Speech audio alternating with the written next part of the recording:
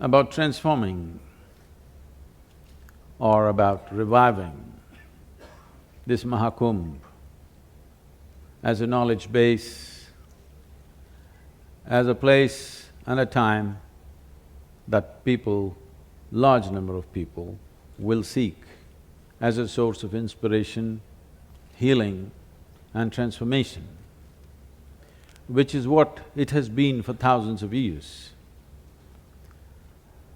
Maybe in the last 5, 6 or 10 decades in a century, it could have to some extent lost its relevance and its significance simply because, well, the nation has not been in our own hands. So reviving this, what this means, why is this? What is so significant about taking a bath once in 12 years? It's not about that. This comes from a fundamental dimension of yoga, which is referred to as bhuta shuddhi, which means to cleanse the 5 elements in our system. Everything in the universe, this body, this planet, the solar system, the universe and the cosmos, everything is just a play of 5 elements. The entire universe is just a mischief of 5 elements, not 5 million, just 5. This shows the brilliance behind creation, the trillions and trillions of forms that life has taken, all this only with 5 ingredients. So the yogic system, the fundamental form of yoga is bhuta shuddhi, where it is understood that if you gain some mastery over these 5 elements, your health, well-being, prosperity, access to the universe, all these dimensions are taken care of if only you take charge of these fundamental ingredients which make you who you are right now and which makes everything what it is right now. This body, the elemental composition of this body is such that 72% of this body is water, 12% is earth, 6% is air, 4% is fire, the remaining is akash.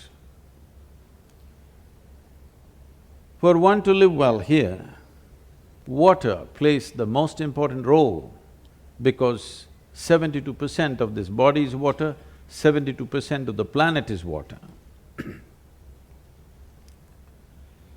So the kumbh, or the science of making use of the confluence of rivers at certain latitudes, came not because of belief, not because of some blind faith, this came because of keen observation of how life and the different forces around us function and how we can ride that, how we can make use of that. The modern science is beginning to open its eyes to this, that between equator, that is the 0 degrees latitude to 33 degrees latitude, the centrifugal force that the planet generates because of its spin largely works in a vertical manner. As you go further north, it becomes tangential, but here it works in a vertical manner. 11 degrees centigrade is one place where it is perfectly vertical. So after much search within myself, we established the Isha Yoga Center at 11 degrees latitude, because if one is doing sadhana, the maximum benefit happens here because the earth's centrifugal force is pushing everything upward in a vertical manner rather than in a tangential manner. So from 0 to 33 degrees, this was known as the sacred land on the planet because spiritual sadhana found at most results or maximum results happened in this region for whatever sadhana that an individual person does. So within this latitude, we identified many spots where at different times of the year and different times of the solar year, which lasts for 12 and a quarter years, the forces are working in a certain way, and those places were identified as places to be on that particular day or that particular period. Wherever two water bodies are meeting with a certain force, it creates a churning of water. This body being over 72% water, being there at that particular time, when it is in a particular nakshatra in the solar cycle, the maximum benefit happens to the body. In the ancient times, everybody understood that this mandala of 48 days, if you stay at the Kumbh and every day you are in that water with the appropriate sadhana attached to it, you could transform your physical body, your psychological framework, your energy framework, and above all, find enormous spiritual growth within you within a span of one mandala, which is 48 days. But today, slowly, it has become more just a quick visit, a half-a-day visit where you take a simple one dip and you're out.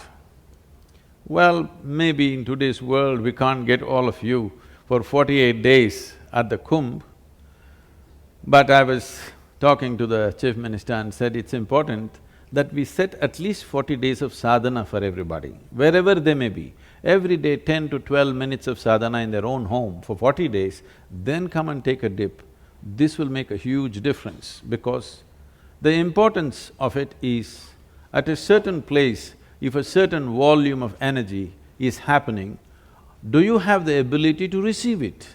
Do you have the ability to perceive it? If you cannot perceive, no matter where you are, everything will go waste. So the whole science of why the Kumbh, why at certain latitudes, why where the confluence of water bodies are happening, there's an elaborate science about it. I don't want to go into the entire process now, but essentially this is what it is, because if the water within you does not respond to the water outside of you, now the water that is here, how this water behaves within you will determine the nature of your health and well-being in a big way. How will it behave? It will behave the way you treat it. In the sense, today modern science has come to this and recorded through various series of experiments they have come to this, that water has enormous memory within itself. They're calling water as fluid computer, because the volume of memory and intelligence which is there in the water is so phenomenal. This is something we need to understand. Water is not a commodity, it's a life-making material.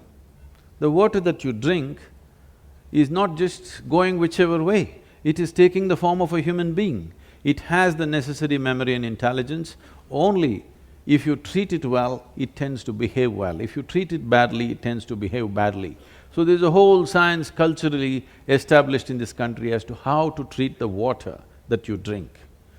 So these aspects have been largely lost because we are becoming a very economy-driven cultures. Economics is only about our survival, about procurement of this and that, what we need. Economics is not the guide point of our lives. The interest of mystical dimensions or the spiritual sciences have always been, what are the laws which govern the inner nature? So towards this goal, many things were created, many dimensions, many aspects, many tools and many methods as to how to get there. Among all these things, Bhuta Shuddhi is one of the most powerful processes. The Kumbh Mela is an offshoot of this Bhuta Shuddhi process. It's my intention and my wish that this Kumbh Mela should not become just one more ritual where a huge number of people gather. This should become a transformative process. I'm telling you, we as Indians, if we display a different level of equanimity within us, you believe me, in the next 25 years, we will be the most valued nation, because this will be the biggest challenge for the rest of the world. The rest of the world wants to know how to be. They know how to do, but they don't know how to be. This is something that we can offer to the world, because when it comes to the inner mechanics of a human being, I'm not saying this with the prejudice of being Indian. When it comes to the inner mechanics of the human being, no culture has ever looked at the inner dimension of the human being with the profoundness that this culture has explored. As Mark Twain once said after his visit, it seems he even came to the Kumbh Mela, and he said, anything that can ever be done by either God or man has been done in this land. That is the impression we created. That is the impression we need to create tomorrow for the rest of the world, that anything that can be explored to in the subjective dimension, we have explored this. Unfortunately, the presentation has lost its way and it has become a ridiculous presentation. We have become cow-worshipping, snake-charming and whatever kind of nation, and now we are shifting into IT. All this is fine, but the important thing is we know how to be, no matter what is around us. Within us we know how to be, which will be the most valuable thing on the planet in the coming years, because everybody will get many comforts that modern technology will offer. After it comes, when they don't have it, they think if they have it, everything will be fixed. The moment they have it, they know nothing in life is settled. That is when the whole world will become seekers one way or the other. Or as I said earlier, for the first time, human intellect is evolving like never before. Every human being slowly is able to think for himself. Right or wrong, it doesn't matter, but he's beginning to think. Once he's beginning to think, you transporting him to heaven for well-being is not going to work. You have to offer it here. And you telling him the softness of the cushion on this sofa is going to make your life well is not going to work, because everybody would have sat on it and it means nothing. Only because people are deprived, these kind of philosophies have worked. Because people have been deprived for a long period, if you just tell them you can eat well, that looks like heaven. The whole description of heaven is that you can eat well or you can do something well. All that people are deprived of, it's up there. But these things will not work in future. People will look for real solutions. When they look for real solutions, believe me, nowhere else in the world can people offer profound solutions as India can offer, because this is something that we've invested our time, life and energies for almost 8–10,000 years, and we have gleaned this knowledge, not something that we believe, not something that we made up as philosophies, something that we observed and noted down and made tools as to how to access this. It's my wish and my blessing that this Kumbh Mela should become a huge step in that direction to awaken the world to this possibility.